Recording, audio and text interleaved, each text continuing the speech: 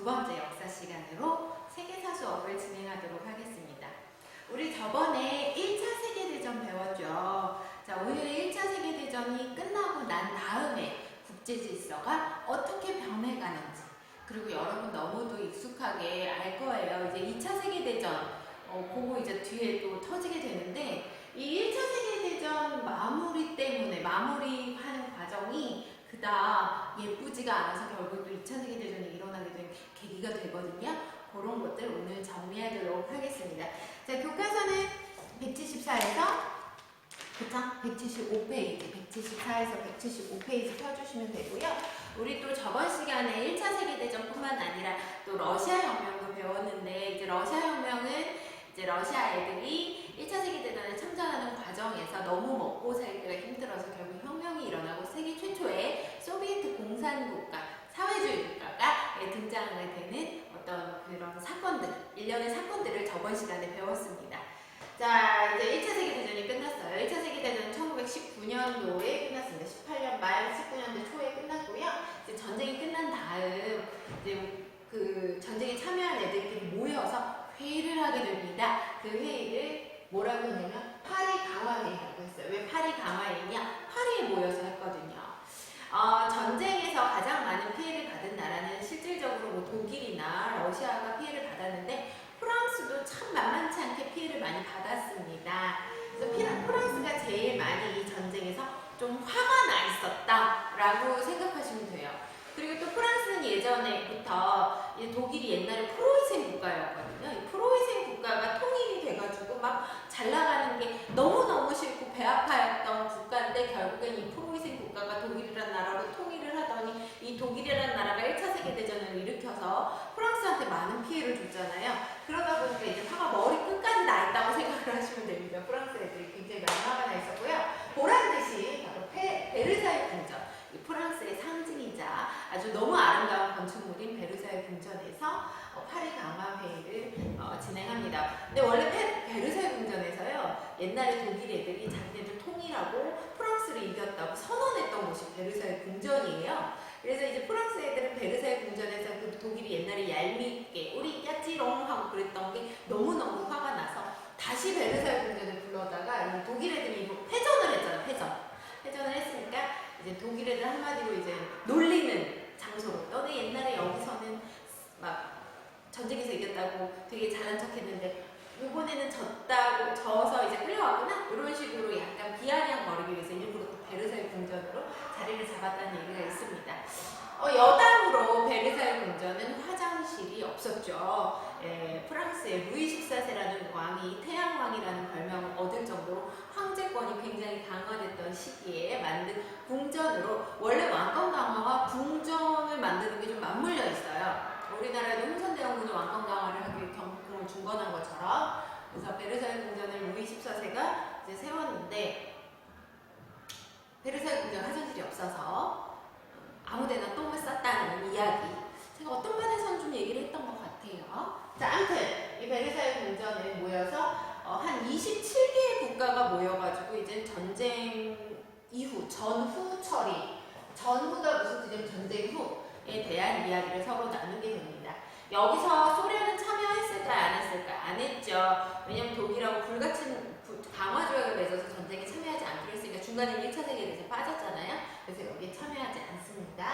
자, 여러분, 그 미국이란 나라는 어떤 나라인가요? 지금 딱 듣기는 우와, 전 세계에서 힘 제일 센 나라, 미국이 어떻게 하느냐에 따라 세계 국제 질서가 달라지는 나라, 미국 대통령이 공화당에서 뽑히느냐 민주당에서 뽑히는 나라에 따라 주변 국가들이 벌벌벌 떨기도 하는 그런 되게 강대국으로 우리가 인정하고 있는 국가가 미국인데요. 실질적으로 1차, 2차 세계대전 전까지는 그냥 평범한 신생 국가였습니다. 그러다가 1차 세계대전, 2차 세계대전이 끝난 다음 우리가 미국이란 나라가 거대 국가로 성장하게 돼요. 자, 1, 2차 세계대전은 대부분 유럽에서 진행이 됐고요. 이 유럽 안에서 전쟁이 일어나고 많은 사람이 죽었고요. 실제로는 미국은 전쟁에 참여해서 1, 2차, 2차 다 전쟁에 참여했지만 미국 땅은 피해받지 않습니다. 그러다 보니까 전쟁이 끝난 후 영국, 프랑스, 미국 이런 애들이 승리는 했지만 영국, 프랑스는 피해를 많이 받았고 미국은 피해를 안 받았고 그리고 승리했어요. 그러니까 국제 국제적 지위와 어떤 세계 질서에서 우위를 점할 수 있는 상황이 되었습니다.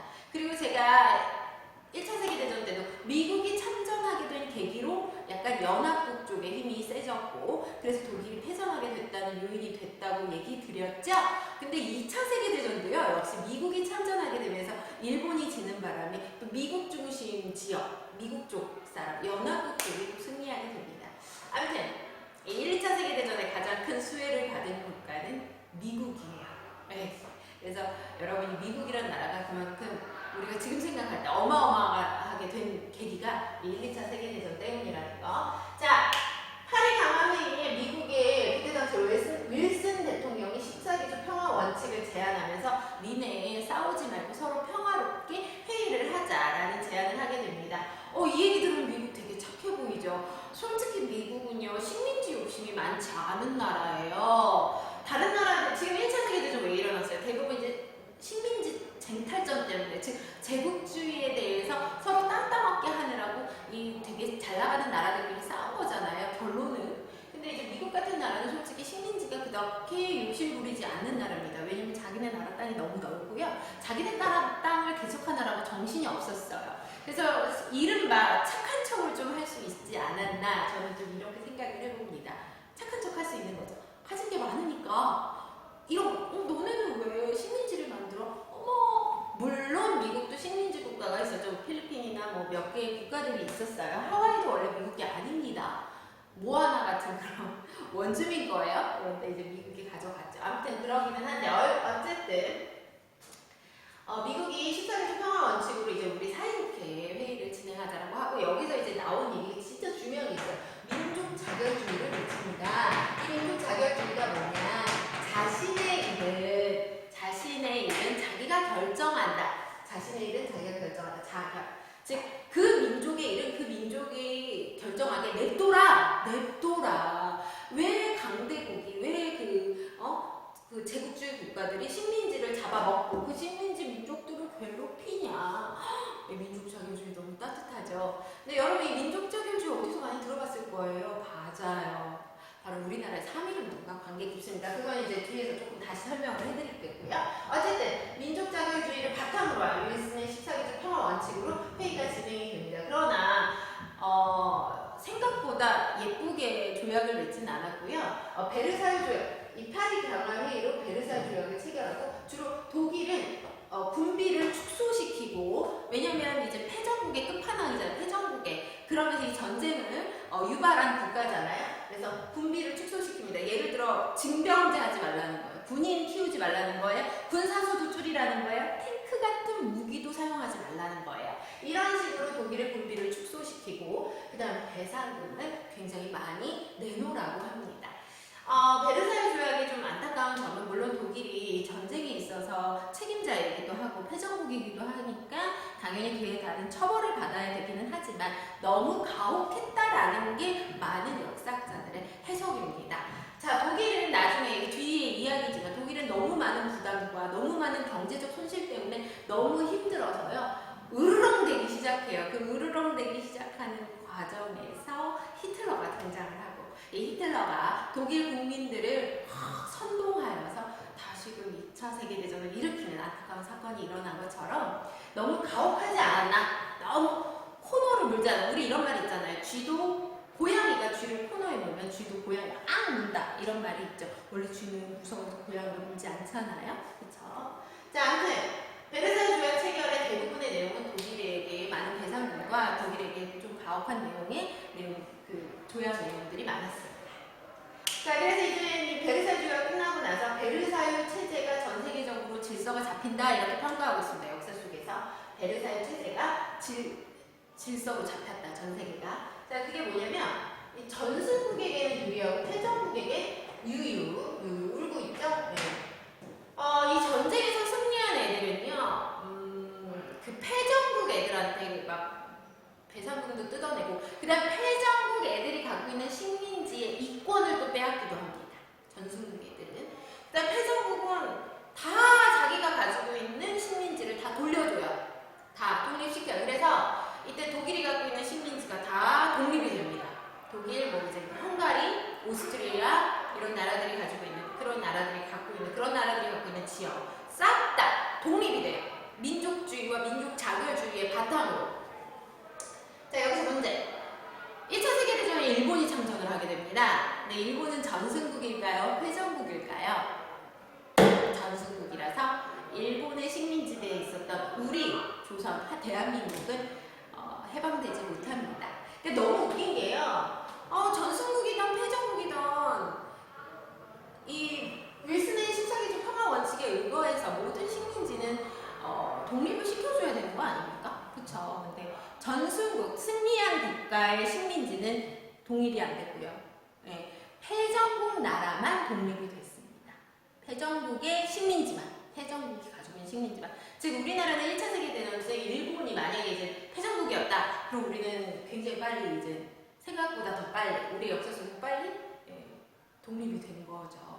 근데 이제 우리나라에서 그때 당시에 뭐라고 이제 지식인들이 그 소식을 듣고 무슨 생각을 했어요? 부당하다. 전승국의 식민지는 해방이 안 되고 독립이 안 되고 패전국의 식민지만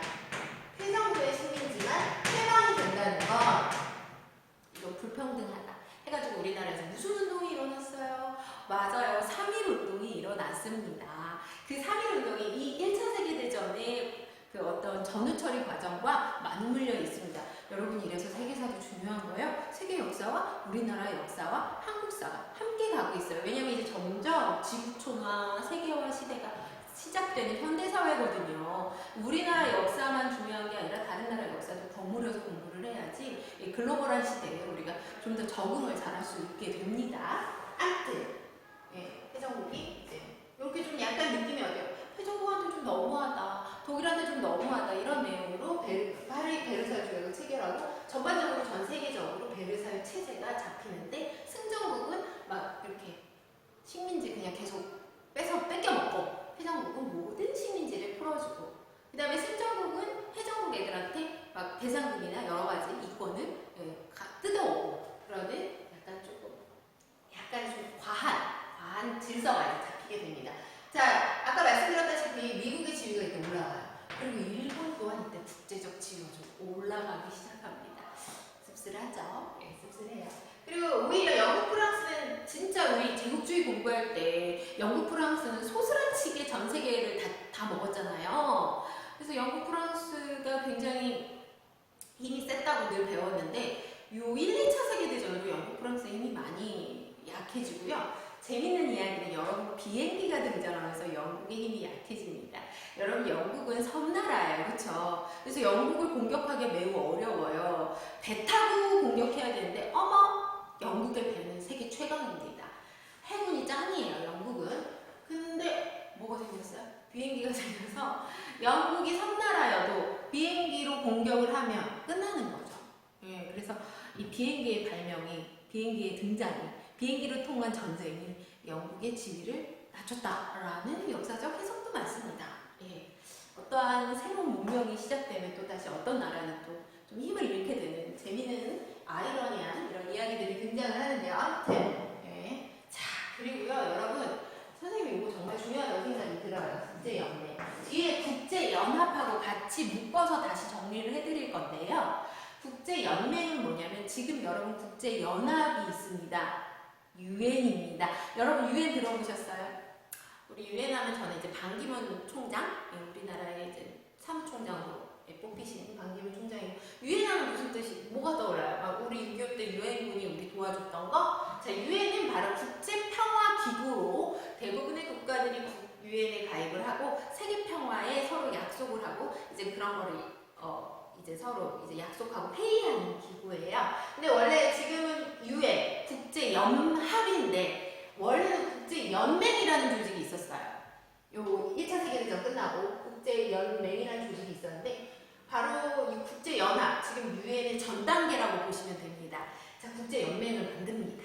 아니 왜냐면 너무 1차 세계대전 끝나고 너무 많은 사람들이 죽고요. 여러분 그 전의 전쟁하고 차원이 달라요. 이 1차 세계대전이. 왜냐면 전쟁이 굉장히 길고 그 다음에 너무 강렬한 신무기들이 등장하면서 사람이 너무 많이 죽다 보니까 프랑스 같은 경우에는 19세에서 30세 청년들의 4분의 1이 죽었다고 합니다. 가장 경제 활동을 많이 하고 사회 이제 젊은 친생층이 4분의 1이 죽었다고 하니 이렇게 전쟁의 참혹함이 너무 심하니까 우리 국제연맹이라는 걸 조직을 해서 서로 싸우지 않게 약속을 하고 서로 싸우기 전에 서로 회의도 하고 서로 이야기를 좀 나눠볼까? 라는 국제평화기구 국제연맹을 조직해요. 자, 국제 분쟁을 평화적으로 해결하기 위한 회의기구입니다.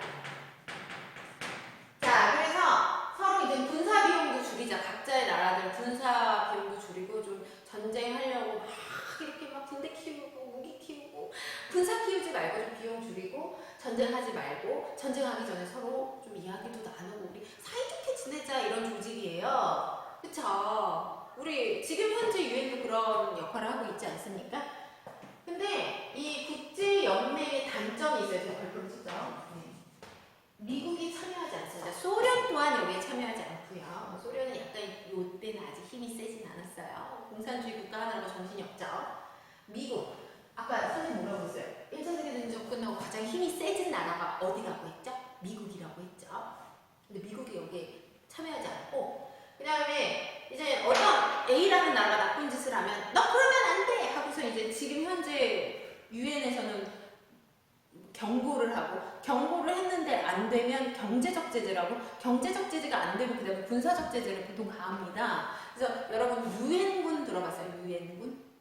그러면 우리 태양의 후예라는 드라마 보셨어요? 저 개인적으로 열심히 보진 않았는데 아주 뭐 거기 송혜교하고 송중기가 굉장히 로맨티스트하게 나오고 둘의 애절한 사랑, 재밌는 사랑이 나오고 뭐 결국엔 둘이 결혼까지 하다가 뭐 결과는 또 안타깝게 됐는데 그 태양의 후예에 송중기가 우리나라 군인으로 나옵니다. 근데 육사 출신의 이제 대위인가 나올걸요? 그쵸? 선생님 드라마도 안 봤는데 되게 잘하네요. 네, 대위로 나오는데 걔가 이제 어느 우르크 어디 지역이지? 이제 가상의 지역이에요. 실존 지역 하기엔 좀 위험하니까 가상의 지역에 내전이 있는 곳. 그 나라가 전쟁이 계속 심한 곳이라 백성들이 너무 살기 힘들어해요. 그 지역에 유엔군으로 착출돼서 가는 거가 보여지는 드라마예요.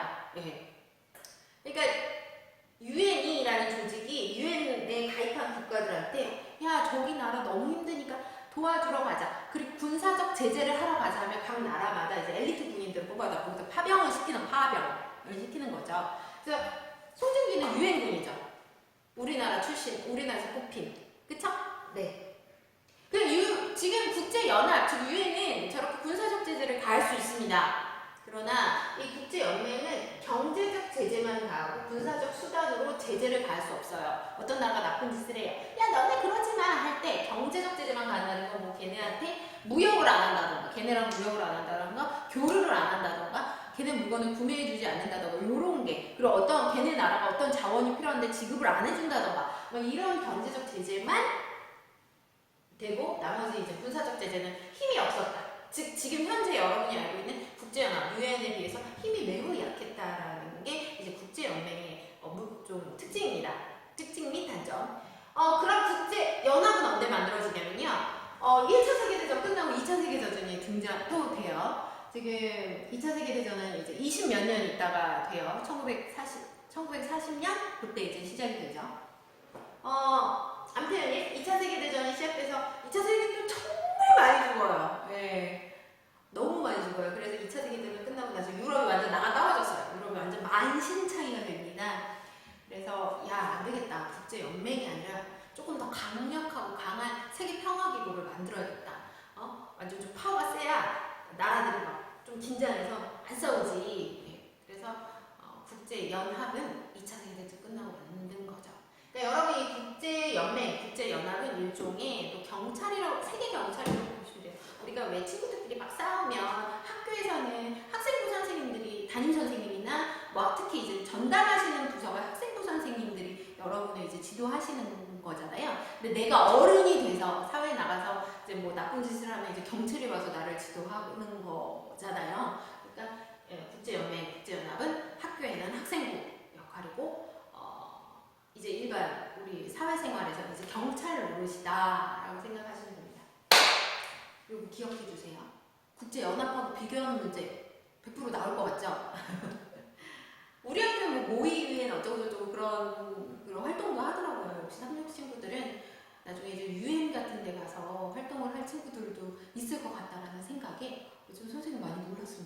역시 엘리트 학교 우리 366. 저 또한 366 출신.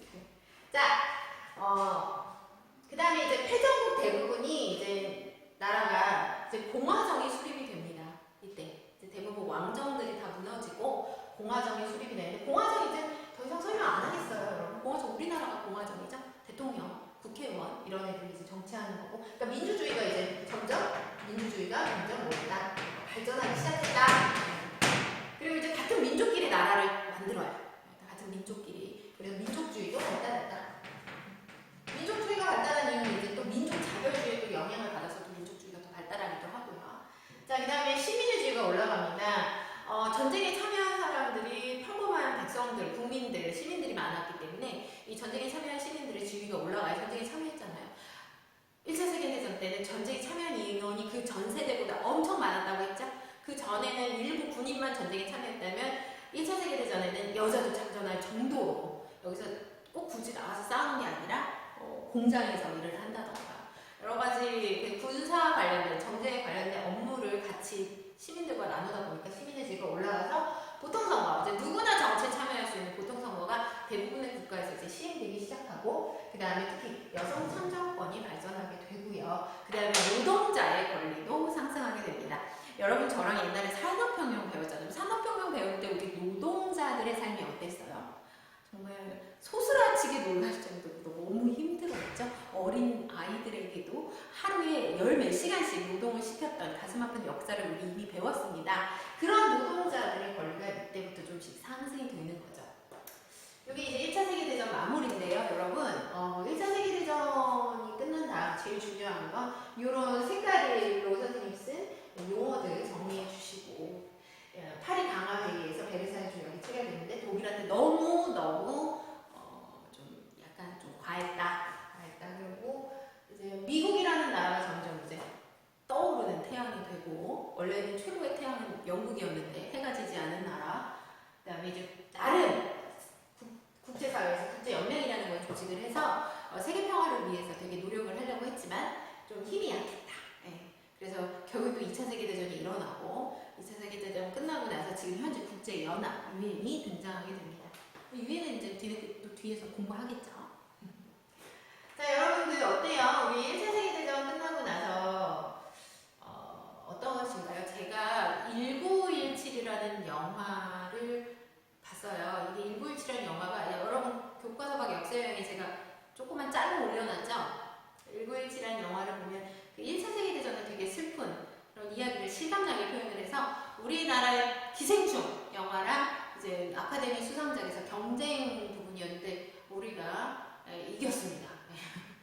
기쁜 일이죠. 어쨌든 우리나라의 문화가 굉장히 문화사업이 굉장히 발전했다, 수준이 높아졌다라는 걸 느낄 수 있는데, 어쨌든 경쟁작으로서 1917도 굉장히 유명하고 좋은 작품이더라고요. 제가 개인적으로 좀 전쟁 영화를 많이 좋아합니다. 선생님이 여학생인데도 불구하고 어렸을 때부터 역사를 좀 많이 좋아했고요. 역사 내용 중에서 전쟁의 역사를 좀 많이 좋아했어요. 재밌잖아요. 저 잔인한 사람은 아니에요. 근데 왜냐면 전쟁을 통해서 사회가 너무 급변합니다. 전쟁을 딱 이루고 나면 사회가 참 많이 급변을 해요. 결과적으로 좋은 점으로 발전하기도 하지만 어쨌든 전쟁에 참여했던 그 시대 사람들은 너무 많이 괴로웠습니다. 지금 우리는 세계 평화 시대에 살고 있는 편인데요. 우리 이런 역사 속에 있던 사람들이 이렇게 고생해서 지금의 평화를 우리가 조금 손에 쥘 수 있었다는 게 너무 감사하고, 이 평화의 시대가 앞으로도 쭉 계속되길 저는 늘 역사 공부하면서 기도하고 있습니다.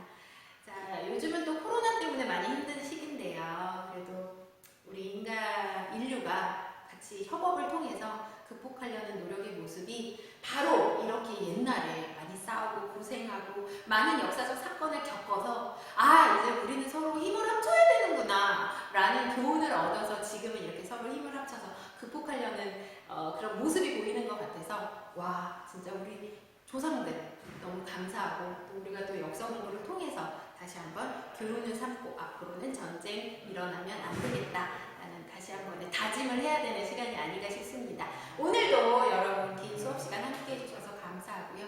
우리 다음 시간에 만나요. 안녕.